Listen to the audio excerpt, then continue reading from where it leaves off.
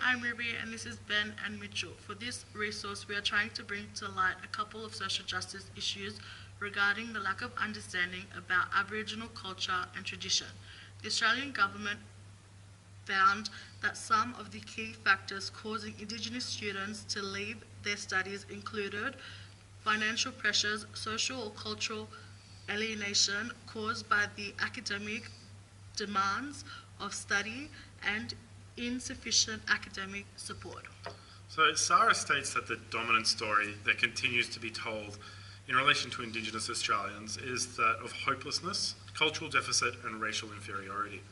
This racially motivated discourse seems to be continually echoed throughout society and has a huge impact on teachers' practices in their classrooms. When it comes to mathematics, Indigenous students are the most educationally disadvantaged group.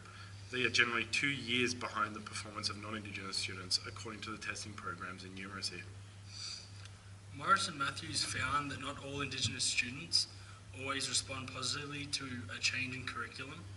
One way to combat this is to engage non-Indigenous teachers in activities so they will be able to identify the mathematics in other cultures and successfully incorporate their ideas from this into the classroom.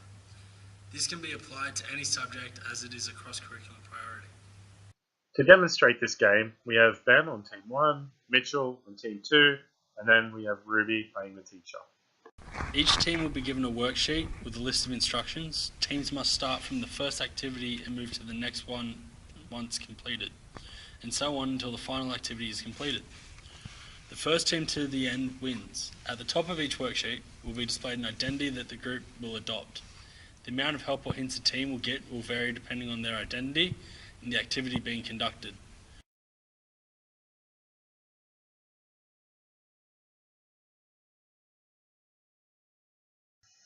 In this activity, they are asked to estimate the length of a meter using a meter ruler, then walk the directions and distances given.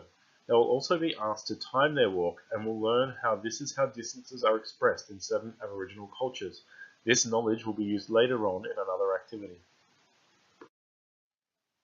The destination given in the previous example will lead directly to the beginning of this activity, where they are given the description of a flower, and then they must identify from the various different kinds of pictures on the table which one is the mulga wattle. Once they have chosen what they believe to be the correct answer, they turn over the paper and there will be a distance written as time, which will send you directly to the next activity if you have chosen correctly. If not, they run back, try again. A team with a white identity will receive as much help as they want, whereas a team with an Indigenous identity will not receive as much help. This is to reflect how Indigenous students can be overlooked in the Australian education system. However, there will be activities where Indigenous teams will receive advantages. Once the game is over, you can start a conversation to see how students perceive the unfairness in how the game was set up, and see if they have any good ideas to improve the game or education in general.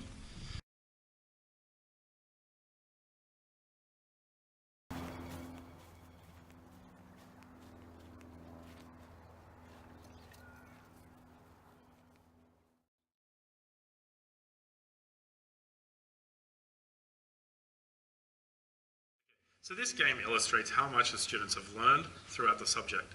The current standardised tests don't seem to reflect what many Indigenous students have learned. When it comes to remote areas, only 25% of Year 5 Indigenous students were at or above the national minimum standard. It may be the case that they have understood the content, but they were unable to apply it to the generic, hypothetical examples given in standardised tests. Using this resource, they will be having fun. They will also be displaying what they have learnt in the subject so far, and it is something that Indigenous communities all over the world have been suggesting for years.